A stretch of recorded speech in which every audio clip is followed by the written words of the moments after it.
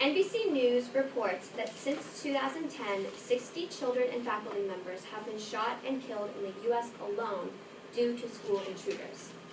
If armed, teachers could have decreased the damage that occurred out of these shootings, or even stopped the shooter altogether.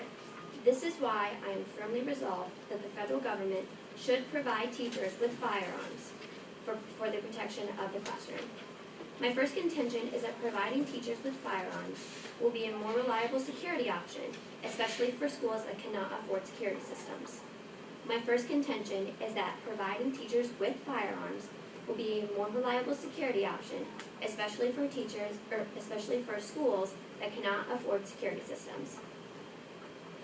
These days, high-quality security systems are common among schools surrounding Cathedral. But what happens if we visit a low-income area regarding school security? Kate Donegan of the Skokie School District in Michigan explains that when it comes to security systems in a school, it is not exactly what she would call affordable. She explains that her school district has paid over $175,000 on security systems for a mere 3 schools.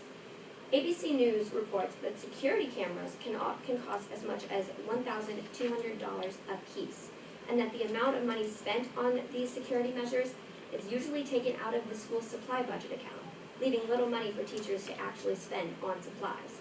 On average, teachers are spending about $448 out of their own pocket on school supplies a year due to these costs.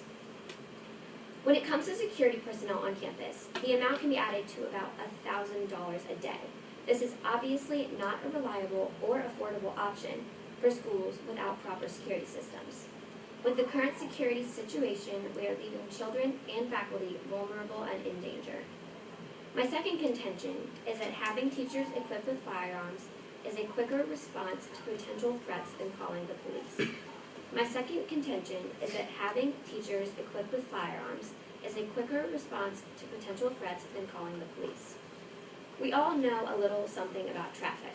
For example, trying to get into Cathedral in the morning or out of the junior lot in the afternoon.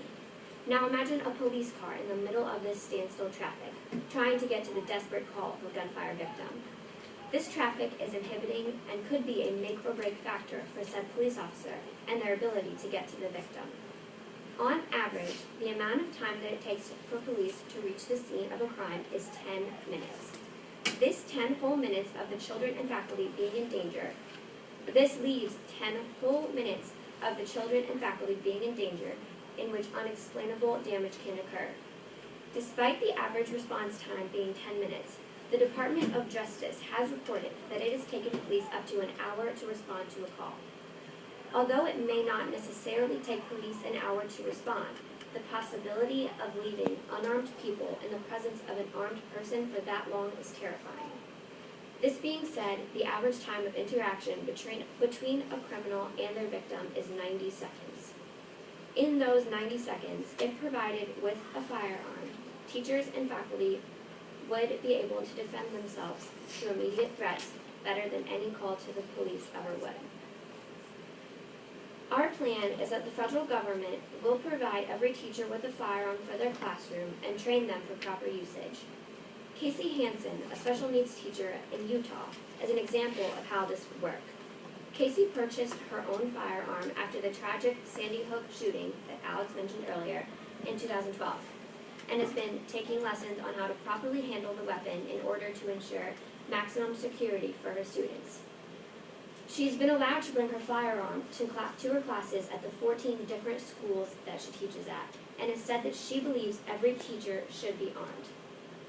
Casey says, "We are the first line of defense. Someone is going to call the cops and they're going to be informed, but how long is it going to take for them to get to this school? And in that time, how many students are going to be affected by the gunman roaming the halls?"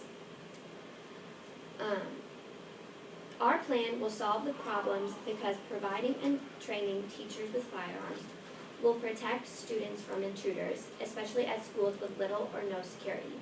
Ultimately, this is not only an issue of firearms, it is an issue of student and faculty safety. This is why I urge an affirmative vote. I am now ready for cross-examination.